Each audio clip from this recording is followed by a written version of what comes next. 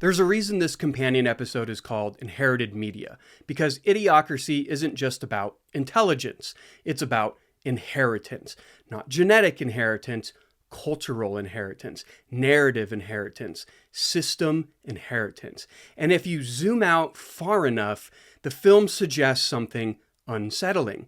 Civilizations don't just collapse because people forget how to think. They collapse because people inherit assumptions they never examine. In Idiocracy, the future population believes things because those things were always there. The crops are watered with a branded energy drink. Why? Because they were told it has electrolytes. Because advertising replaced inquiry. Because the system normalized it. Because no one alive remembers when water was enough. That's inherited media. Not VHS tapes, not DVDs, not laserdiscs, but inherited narratives, inherited authority, inherited definitions of competence. And here's where it becomes personal. When someone passes away and you inherit their collection, their DVDs, their VHS tapes, their video discs, you're not just inheriting plastic and cardboard. You're inheriting taste. You're inheriting priorities. You're inheriting identity fragments. You open a box and see what they thought was worth keeping, what they valued enough to preserve, what they returned to, what they rewound, what they wore out. And then you face a different question. What do you keep? What do you donate? What do you throw away? And why? There's selective bias baked into inheritance. You don't keep everything. You curate. You filter. Sometimes for nostalgia, sometimes for aesthetic compatibility, sometimes for emotional attachment, sometimes because the vibe doesn't match who you are anymore. And that filtering process reveals something. It reveals that inheritance is never passive. It's an editorial act. Now zoom back to society. Every culture inherits media, stories, myths, political frameworks, religious narratives, corporate slogans, advertising campaigns, educational standards. The society in Idiocracy inherited corporate dominance as normal. They inherited entertainment as authority. They inherited spectacle as governance. They didn't necessarily choose it consciously, they absorbed it because it was simply there. And when media becomes environment, environment feels like nature. And this is where I have a question. In your own life, think about what you were handed. Religion, politics, movies, heroes, villains. What genre did your parents believe in? What stories were framed as noble? Which ones were mocked? We inherit moral framing long before we question it. We inherit aesthetics before we develop criteria. We inherit trust before we develop skepticism. And this is where Idiocracy becomes less about stupidity and more about epistemic inheritance. The society believes that the crops need the sports drink because they inherited a system where corporations are credible by default. They inherited the idea that branding equals expertise. They inherited a justice system that looks like law but functions like theater. Nobody designed the collapse in one generation. It developed layer by layer, advertisement by advertisement, bias by bias.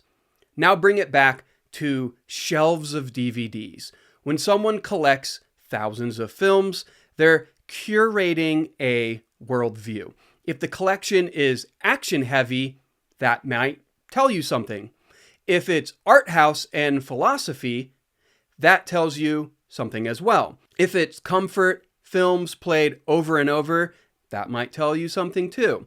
Media becomes memory architecture. When you inherit that collection, you inherit someone's narrative ecosystem. But then you edit it. You decide.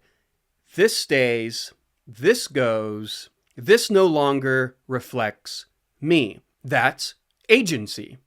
The society in Idiocracy lost that editorial step. They never paused to say, why are we watering crops with this energy drink? Why is our legal system operating like this? Why are corporations the only functioning institutions? The inherited narrative went unexamined. And once inheritance becomes unquestioned, it becomes destiny. There's another layer here. Inherited media isn't just physical. It's algorithmic now. We inherit feeds, trending topics, pre-packaged outrage, pre-selected headlines, the next video autoplays, the next belief autoplays, and if we never question the sequencing, we start mistaking exposure for truth. That's how vibes become virtue. That's how popularity becomes evidence. That's how everyone believes this replaces, is this demonstrable?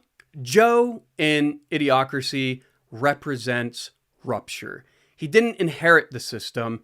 He came from before it. He has comparative memory. He knows crops used to grow with water. And that's powerful because the people in the future have nothing to compare it to. They inherited their environment as default reality. And when there's no living memory of alternatives, critique becomes harder. That's why inherited media matters so much. When you preserve archives, DVDs, VHS tapes, books, physical media, you preserve comparison points. You preserve earlier standards, earlier narratives, earlier assumptions.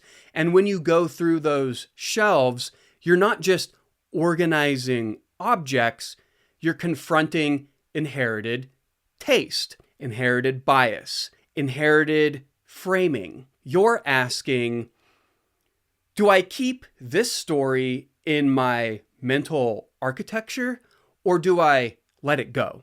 There's something honest about physically handling inheritance, holding a box set someone loved, choosing whether it aligns with who you are.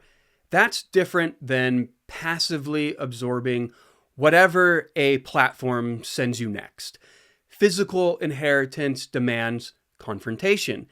Digital inheritance may encourage drift. Idiocracy shows a society that drifted toward convenience, toward entertainment, toward corporate dominance, toward surface level justice, towards vibes, until verification disappeared. The collapse wasn't loud, it was comfortable. It felt normal because everyone inherited the same narrative. So the question of this companion episode becomes, what are we inheriting now? What narratives are we absorbing without critique? What collections are we preserving without thinking? What belief systems are we passing forward because they're familiar? And when someone inherits our shelves, physical or digital, what story will they think we believed? Inherited media is never neutral. It shapes taste. Taste shapes identity. Identity shapes judgment. Judgment shapes culture. Culture shapes institutions. Institutions shape incentives. Incentives shape behavior. Behavior shapes civilization. And this chain is not dramatic. It's gradual. And that's why it's dangerous.